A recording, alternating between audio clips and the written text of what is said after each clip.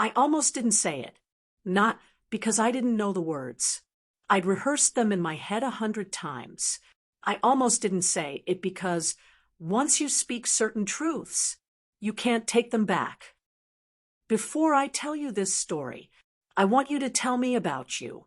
Do quiet stories matter to you? The kind that sit with you long after the video ends? If they do, subscribe to this channel. It helps these stories reach the people who need them, even when they don't know they do yet. And if you've ever had a moment that changed you quietly, without noise, without drama, press like, then leave a comment telling me where you're watching from. Now, let's begin. Take a breath. What I'm about to share isn't loud, but it's honest. That evening felt ordinary, the kind of evening that slips by unnoticed. The house was calm. The TV murmured softly in the background. Dinner dishes were stacked in the sink, waiting for a tomorrow that would look exactly like today. He sat at the other end of the couch, scrolling through his phone, half present. I leaned back, staring at the ceiling, pretending I was relaxed. But my chest felt tight.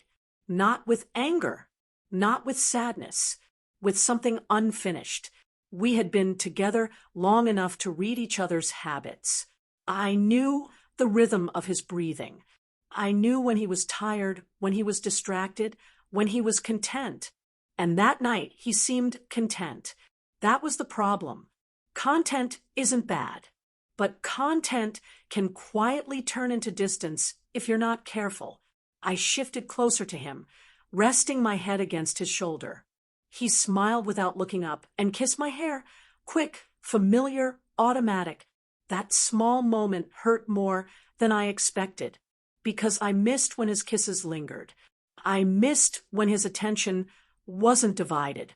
I missed when love felt chosen, not assumed. I told myself to let it go. I told myself marriages go through phases. I told myself I was overthinking, but the truth sat heavy in my chest, refusing to be ignored. When the show ended, he reached for the remote. "Do you want to watch another?" he asked. I opened my mouth to say yes. Instead, the words slipped out before I could stop them. "Can we talk for a minute?" He paused, then turned to me.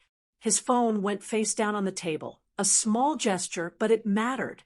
"Of course," he said. Silence settled between us. Not uncomfortable, just honest. I stared at my hands, suddenly unsure where to begin. This was the part where people usually say the wrong thing, or say too much, or say it too late. I'd been feeling something. I started, then stopped. He waited. I don't know how to explain it without sounding ungrateful. I said, "Because I love our life. I love you." He nodded, his expression calm, open. "But," he asked gently, "but sometimes," I continued, "it feels like we're moving through the days on autopilot, like we're doing everything right, but not really seeing each other." His brow furrowed slightly, not defensive, thoughtful. "I didn't want to bring it up," I said. "I was afraid I'd ruin a good thing."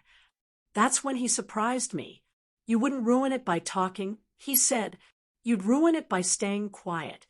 Those words landed deeper than he probably realized. I took a breath. "I miss us," I said. "Not the responsibilities, not the routines.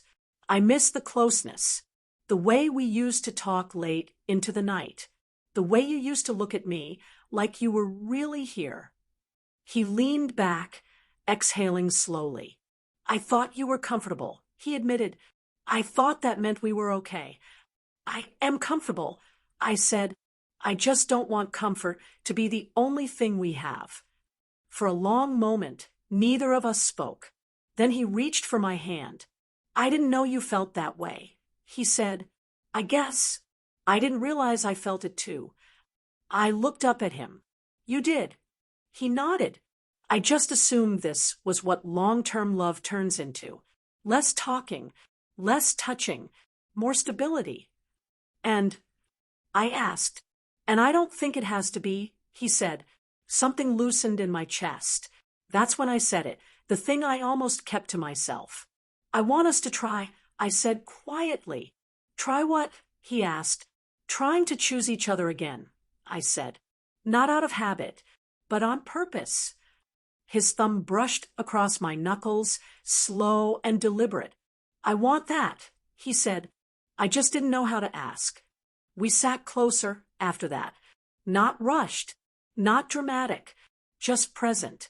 He leaned in and kissed me, slower than usual, softer. The kind of kiss that listens instead of taking. And in that moment, I realized how much I'd missed feeling met. That night didn't end with grand promises. It ended with conversation, with laughter, with honesty that felt fragile and strong at the same time.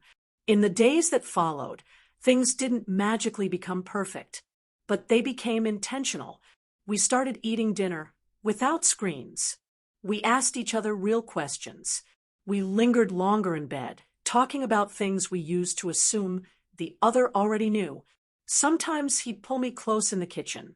Sometimes I'd catch him watching me, like he was seeing me again for the first time in years.